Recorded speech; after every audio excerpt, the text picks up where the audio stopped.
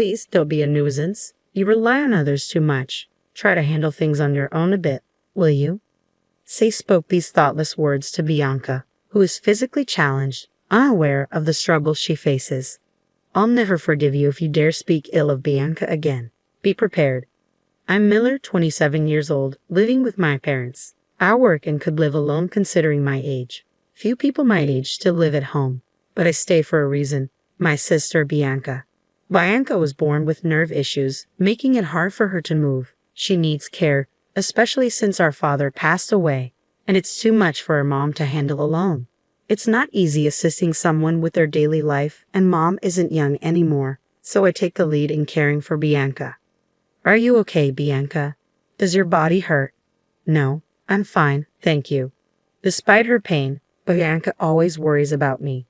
She tries to do everything she can and used to apologize all the time when I started caring for her.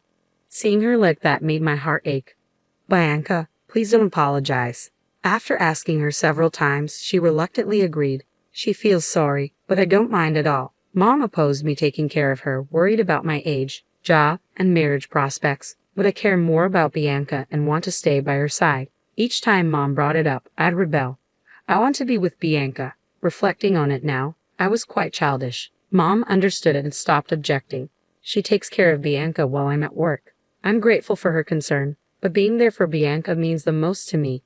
After Bianca sleeps, Mom and I share our day's events. Mom seems happy, reminding me that we rarely had these talks during my teenage years. I wonder if she enjoys our conversations. Then one day, while caring for Bianca, she mentioned something. Sai's birthday is coming up soon. Ah, Kelly, I was confused. Kelly is my younger sister. I'm the middle of 3 sisters. After graduating high school, Sai left home and never returned. She doesn't answer calls or emails, and it's unclear if she even reads them. Sai always disliked Bianca for her disability. Bianca, you're gross. Stay away from me, she would say, causing trouble for Mom and Bianca. As a child, she found Bianca's differences suspicious. When Mom scolded her, "Hey, you can't say that," Kelly would behave for a while but soon start harassing Bianca again, hiding her pencil case, using foul language. Mom and I were exasperated with Sai. As she grew into a teenager, her attitude towards Bianca worsened. She started staying out late, and it wasn't unusual for her not to come home. No matter how much we cautioned her, she'd yell, "Shut up, don't interfere," and storm out. Eventually, Mom gave up. Just let her be. On the day Sai left home after high school, she said to Bianca, "Please don't trouble me. I mean, you're too dependent on others. Try to do something on your own for a change." Oblivious to Bianca's situation, Sai added these words. Despite her limitations, Bianca tried to be independent. She browsed job listings with her immobile body, determined to work. Ultimately, she couldn't find employment and remained home, but she never stopped trying to increase what she could do by herself. I couldn't forgive Sai for her heartless remarks. As I was about to lash out, Bianca stopped me. "Maybe that's how Kelly sees it. Sorry for being such a burden," she said, looking at Kelly with a mix of irritation and resignation. Kelly left home, and we lost touch. I heard from relatives that she got married right after high school, likely spending time at her boyfriend's place even before that. Initially, I tried reaching out, but she never responded, so I tried to live without thinking about Kelly. Bianca, are you going to contact Kelly again this year? Yeah, I think I'll try. Despite the hurtful words, Bianca still sent birthday messages to Sai, knowing she wouldn't reply. She said she wanted to at least wish Sai a happy birthday since she couldn't do much for her. I told her she was kind, but she always denied it. "Just normal," she'd say, shyly smiling. Months later, Mom and I stood beside Bianca, who lay peacefully in her hospital bed. Her condition had worsened after Kelly's birthday, and she passed away. It was heartbreaking to see Bianca, who could no longer speak, and I cried daily. There was no reply from Kelly, even when I informed her of Bianca's death. There was no response. Thus I resented Bianca. She was still family. I hoped for even a single word, but it seemed I expected too much. I sent the funeral details, but Kelly didn't reply or attend. Mom, either resigned or forgetful, never mentioned Kelly again. After the funeral, Mom and I cleared out Bianca's room. In the closet, I found an album I never knew Bianca had. It contained photos of Bianca, Mom, and me on outings, along with pictures from my childhood. When I asked Mom if she knew about these photos, she revealed that Bianca had secretly collected photos of me, finding strength in my smile. Hearing this, I burst into tears, sobbing like a child while Mom comforted me. Then I felt something warm on my head. Looking up, I saw Mom crying too, holding my hand. Bianca was that loved. A year has passed since Bianca's departure. Since then, my heart has felt empty, filled with a sense of loss. My days are spent in a job. I don't enjoy my days anymore. While Mom and I remain close, it's not enough to fill the void Bianca left. I often wonder what will become of me. One day, I got a call on my mobile phone from an unknown number. Who could it be? After a few rings, I answered, and the person on the other end was unexpected. Hello, this is Sterling, Kelly's husband. Excuse me, you're Kelly's husband? I asked, taken aback. That was Kelly's husband, Sterling, my brother-in-law. The mystery deepened. What could Sterling possibly want with me? Yes, he replied, his tone sounding somewhat angry. Do you need something? I asked, waiting for his next words. Please pick up your sister with disabilities. We've been looking after her for 6 months now, Sterling said, even more surprising me. An impossible situation had arisen. Bianca was with Sterling. I was so taken aback I fell silent. Thinking I was upset, Sterling pressed on. Why are you silent? Don't you care about your sister? What kind of human are you? His words bewildered me, but I finally spoke up. Bianca passed away a year ago. Sterling, perhaps in his excitement, wasn't listening, tired of caring and just dumping her on someone else. Your sister looks so sad, like she's been abandoned. This conversation was going nowhere. I interrupted Sterling to repeat, Bianca died a year ago. After a brief silence, Sterling finally spoke. Is that true? It seemed my words had finally reached him. I calmly explained to a now composed Sterling that Bianca had died a year ago, and that it was Kelly, not me, who had disliked Bianca. I also mentioned that we had informed Kelly when Bianca passed away. Shocked, Sterling seemed at a loss for words. Then, with a trembling voice, he said, Then who's the woman in our house? Excuse me, I asked, listening intently to Sterling's story. Apparently, 6 months ago, Kelly brought home a woman in a wheelchair, claiming she was her sister. Initially, they tried contacting us repeatedly, but Kelly had dismissed their efforts, saying, Nobody will listen. It's pointless. Refusing to acknowledge us despite claiming the woman was Bianca, Kelly didn't care for her at all. After returning from work, all the care fell on Sterling. Despite hearing the entire story, I could have grasped the situation, and it seems Sterling himself felt the same. Would you mind coming to our house? Maybe it's better to talk in person. Indeed, meeting and talking in person would be quicker than over the phone. I agreed to Sterling's suggestion and decided to visit his apartment with Mom next weekend. When I told Mom about the call from Sterling and the story about Bianca, she was very surprised and quite scared at the possibility that Bianca, who was supposed to be gone, might still be there. Finally, the day arrived. Bracing ourselves, we left the house and headed to Sterling's apartment. Nervous, I muttered as we approached the place. Mom nodded beside me, looking tense as well. We approached the designated room and rang the bell. From inside, we heard 2 sets of footsteps stop abruptly.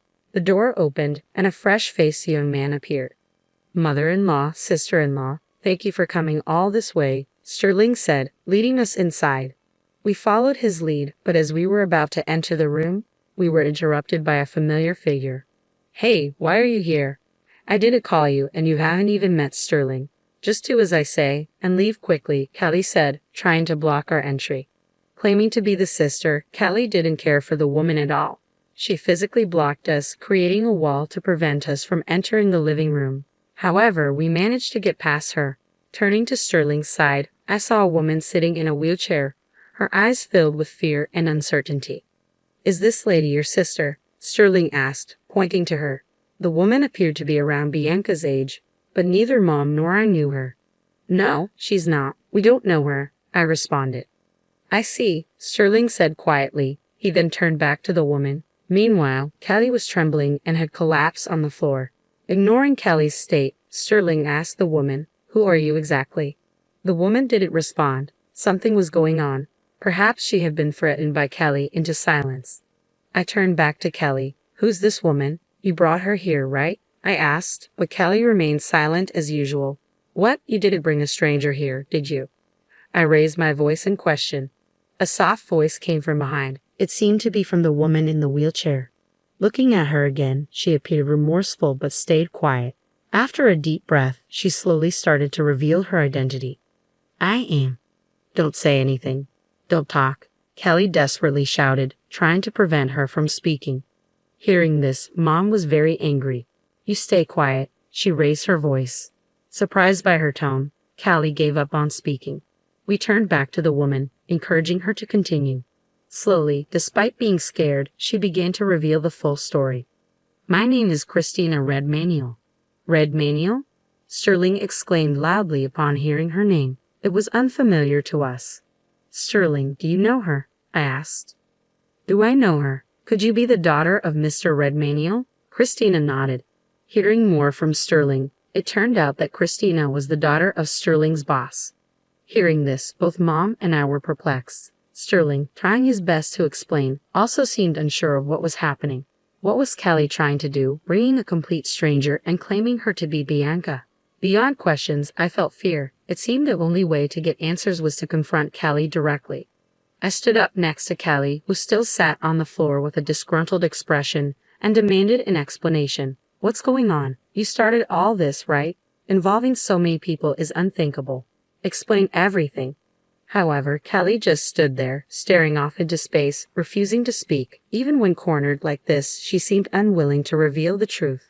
I knew Callie had issues, but I didn't expect her to be this stubborn. What should we do now? As I pondered, Christina spoke up. Callie is dating my brother, she said, looking right at us with an unexpected boldness. Noticing Christina's assertiveness, Callie glared at her and then tried to pounce on her. We managed to stop her and turned our attention back to Christina. Stammering at times but earnest, Christina shared her story. Callie tried to interrupt, but Mom's stern look silenced her. Christina revealed that she had been living with a disability in her lower body since a childhood accident. Since then, her family had been overly cautious around her, making her feel uncomfortable. One day, after more than 10 years of this, Callie suddenly showed up. I'll take you in, she had said. Confused, Christina eventually felt less afraid, knowing Callie was her brother's partner. Perhaps Callie took Christina in to impress her boyfriend. Once at Callie's home, Callie did nothing for Christina, leaving everything to Sterling. When alone with Callie, the kindness shown at the time of taking her in vanished. You're in the way, Callie would often say, negating Christina's existence. The way she treated Christina was similar to how she had treated Bianca. A nuisance. Go away? Don't be a dependent. Hearing this, I was shaking with anger. Such a person being my sister was too shameful. What do you mean, Callie? I asked. Callie retorted loudly, it's all Sterling's fault. He's always busy with work and doesn't pay attention to me. That's for the family's sake. How dare you talk so arrogantly when you don't even work? Sterling was clearly angry, hearing such childish excuses. If you're not working, it would be nice to have Sterling go to work for you, I said, watching Callie continue with her excuses. I was overwhelmed with anger like never before. Just as I was about to unleash my fury on Callie, Sterling spoke up. Do you realize how many people you are hurting, Callie? Your sister, your mother, Christina, and your late sister. As a human being, you were out of line. Callie stopped making excuses and was visibly shocked. Usually faced with a calm Sterling, she tried to retort but ultimately couldn't find the words against Sterling's anger. Sterling continued to explain how serious the situation was. But I mean, Callie tried to make more excuses, but tears prevented her from speaking clearly. Seeing Callie acting like a victim infuriated me, and I spoke up again. Do you know how much Bianca worried about you, Callie? Callie turned towards me, tears in her eyes. I don't know any sister. I don't have a sister. Her words left me in shock. I never expected her to say something like that. I was at a loss for words, but before I knew it, I blurted out, do you know, Callie, that Bianca sent you an email every year on your birthday? Despite the terrible things you said to her, she always thought of you. Callie hung her head down again. She must have known about the birthday emails, but chose to ignore them. Despicable, I said. Callie didn't expect such words from me. She remained silent, tears quietly streaming down her face. Afterward, Sterling and Callie got divorced. Sterling seemed very angry with his brother for neglecting Christina and discussed with his boss the affair and the treatment of Christina. Soon, rumors about the brother, some perhaps unfounded, began to spread in the company. He tried to endure it first but eventually resigned. Callie, after the divorce, moved in with Christina's brother, but with him leaving his job, they had no source of income. They moved from their previous residence to a cheaper apartment and somehow managed to get by. After the divorce, Kelly came to me begging, "Let me live at our parents' house." Of course, I refused. Mom managed to send Kelly back this time. Unlike before, Kelly sent many messages, but I ignored all of them. Eventually, the messages stopped. However, what really bothered me was why Christina stayed in that house without any resistance. Christina and I became friends after that incident. Out of curiosity, I asked her why she didn't try to escape. Her answer was surprising. It turned out that Christina had fallen in love with Sterling, who cared for her without expecting anything in return.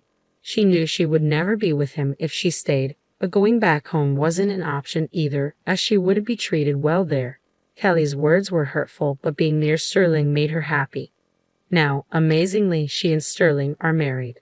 Married? I exclaimed in surprise. I had not expected such a turn of events. Sterling, too, must have been drawn to Christina while caring for her. Now they lived together in that apartment. Upon closer inspection, a ring shone on her left ring finger. Despite everything, had this incident not happened, Christina and I wouldn't have become close friends, nor would she have married Sterling. It was a complex process, but if everyone is happy now, that's what matters. I too need to find a marriage partner soon. With that thought, I savored my coffee.